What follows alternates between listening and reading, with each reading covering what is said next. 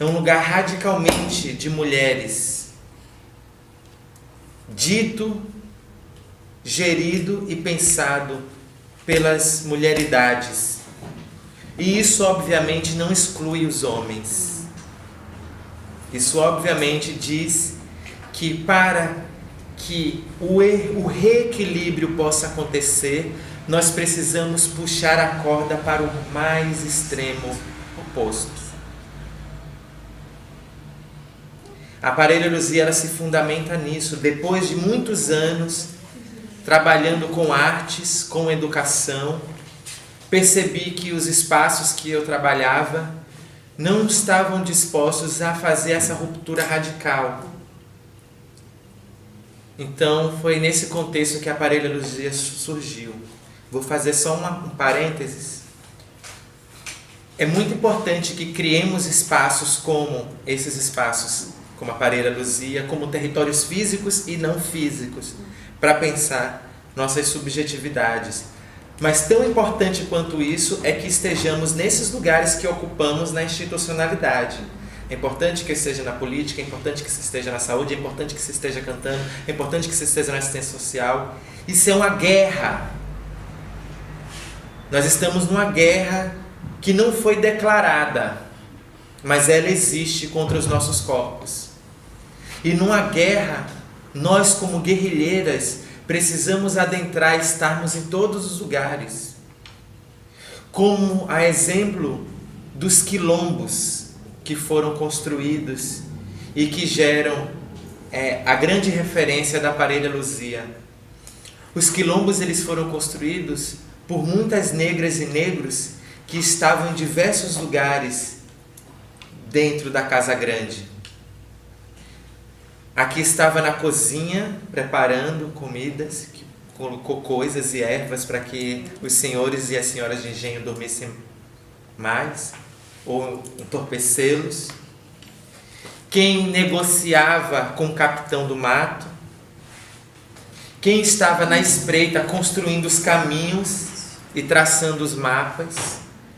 Então todo mundo é fundamentalmente importante em todos os lugares. Repito, isso é uma guerra e nós somos guerrilheiras. A Parelha Luzia,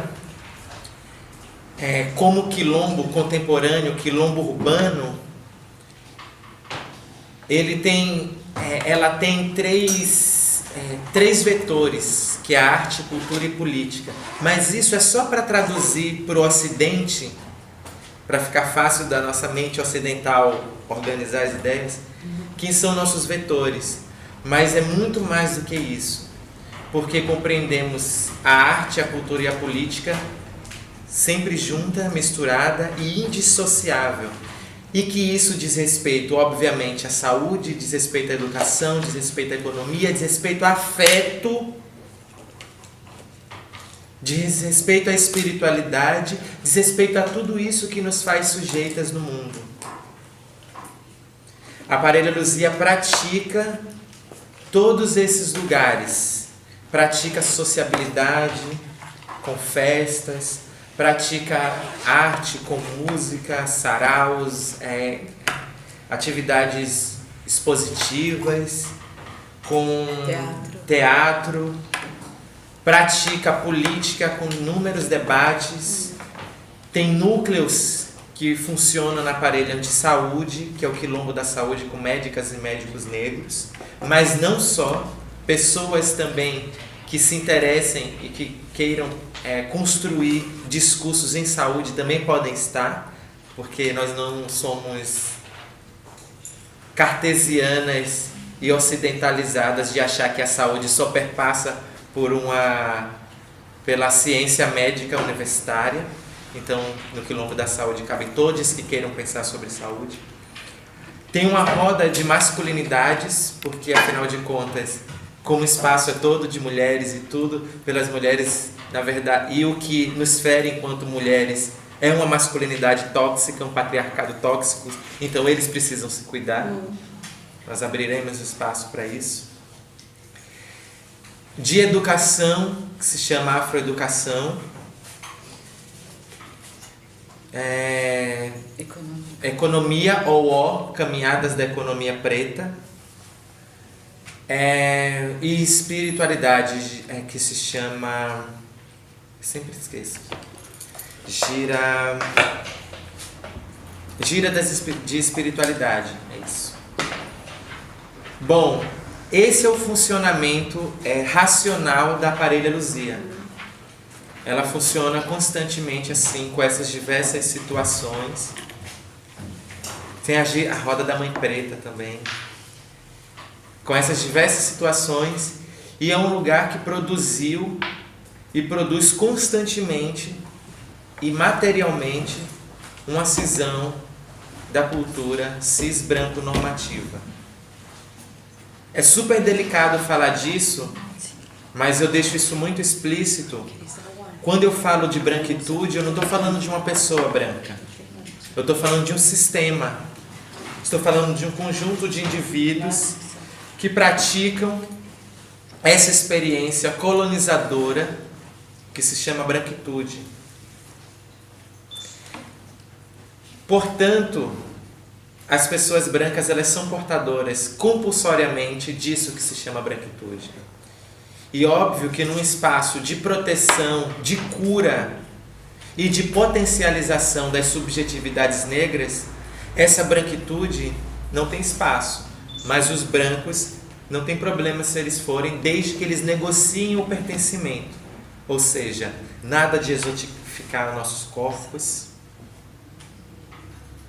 nada de invadir nossos corpos, de atravessar nossas ideias e pensamentos de forma, violenta, invasiva. É muito simples, é o código de ética, a etiqueta que nós sabemos muito bem, porque nós acessamos os espaços da branquitude a todo momento.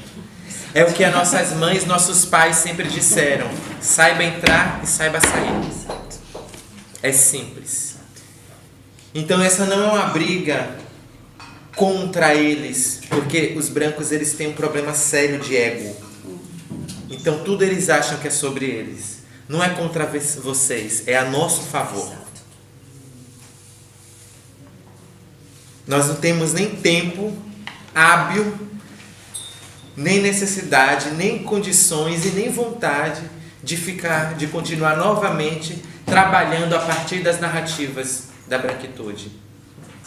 Nós somos seres autônomos, independentes e emancipadas, que vamos reconstruir a história em primeira pessoa, como diria um intelectual ativista, Lélia Gonzalez.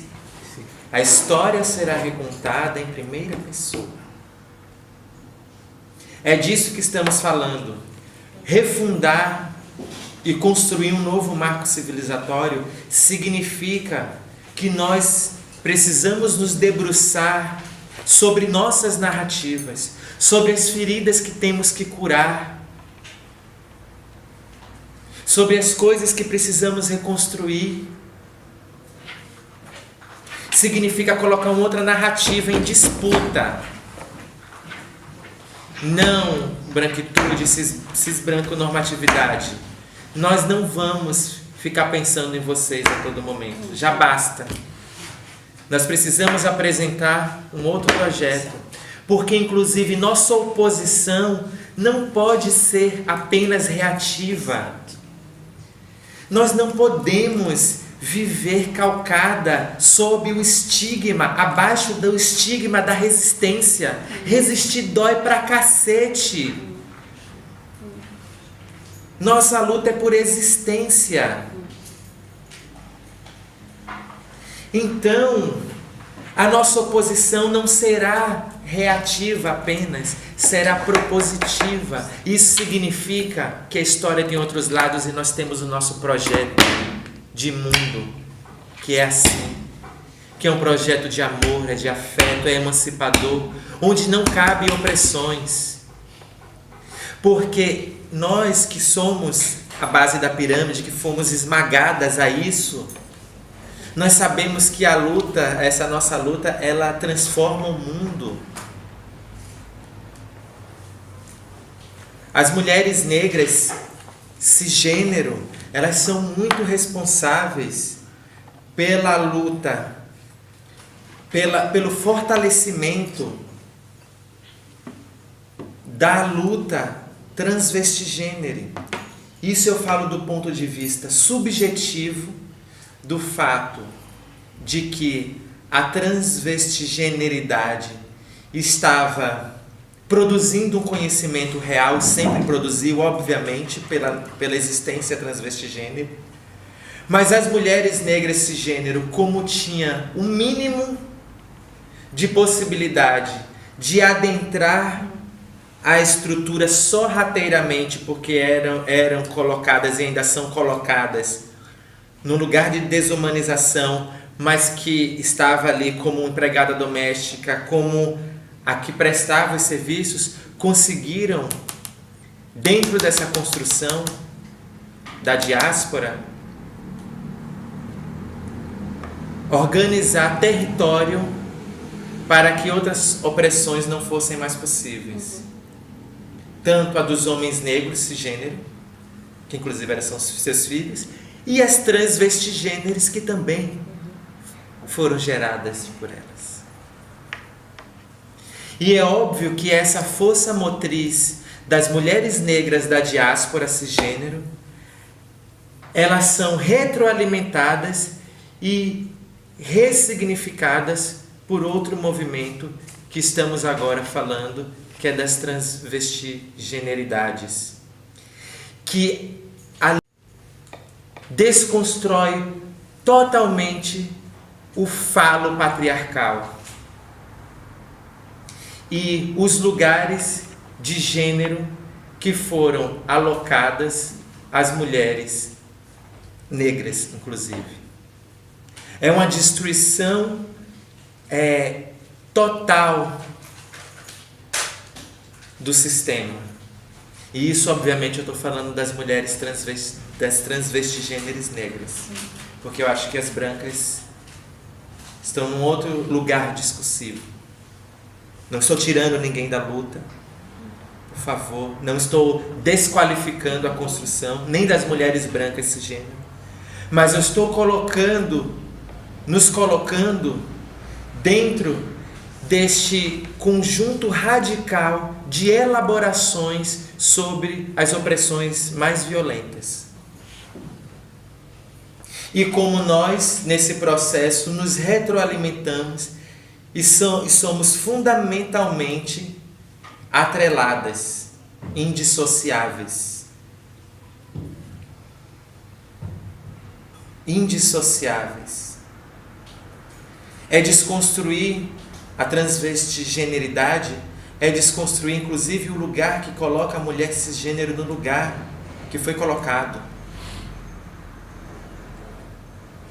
É desconstruir esses parâmetros, esses padrões.